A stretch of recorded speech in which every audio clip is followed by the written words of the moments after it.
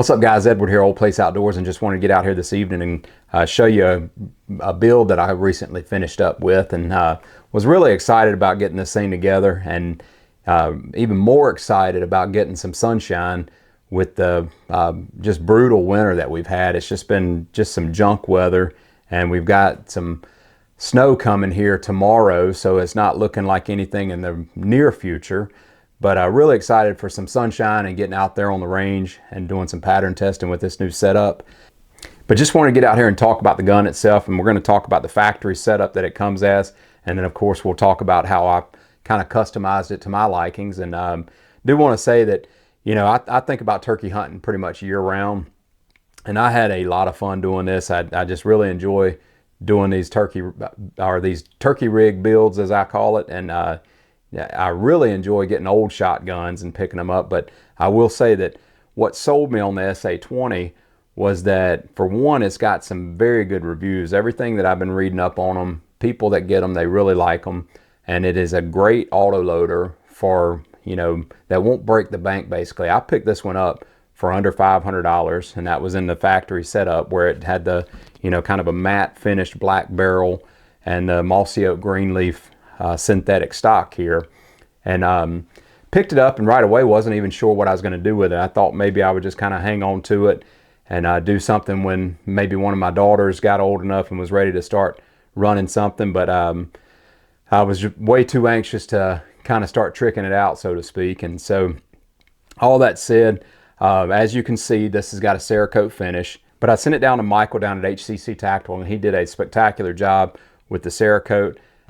Made it really simple too.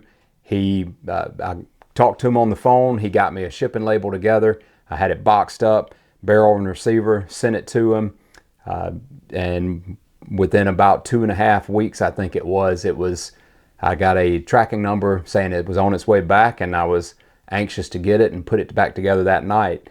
And so, if you remember from a previous video, I had talked about the Hawke Vantage scope in the Mossy Oak Greenleaf.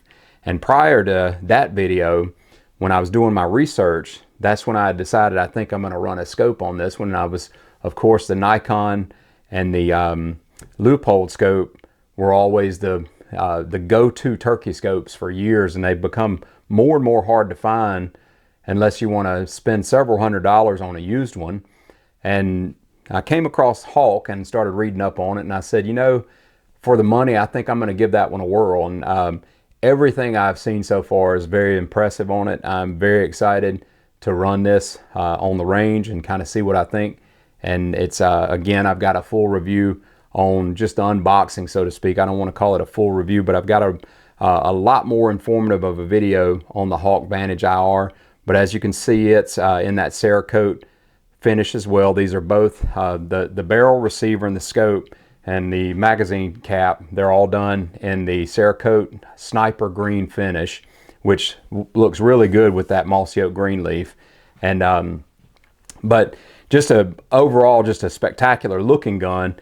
And like I say about them, if anything else, it's nice to look at. So out of the box though, the Mossberg SA20, it's a 22-inch barrel. Overall length, I believe on the factory gun, it calls for 43 1/4, but as you can see, I've got the IC choke in here, and those tend to stick out a bit further. So this one actually goes, I measured it a while ago, and it's right at around 43 1/2. And we don't need to get into brass tacks on the length, but that's it's about a 43-inch, 43 1/2-inch gun, give or take. So, but again, got the Hawke Vantage IR scope on there, a set of tactical style worn rings on here, factory plate, got all those locked down really well. And as you can see here too, I've got the Lucky Duck extended bolt handle. I was doing some research on ammo a few weeks ago, and I saw on someone's web page, I saw that bolt handle, and I said, I've got to have one of those. And I've never actually been an autoloader guy for turkey. For years, I would say 95 to 98% of the turkeys I've killed have been by way of pump action shotgun.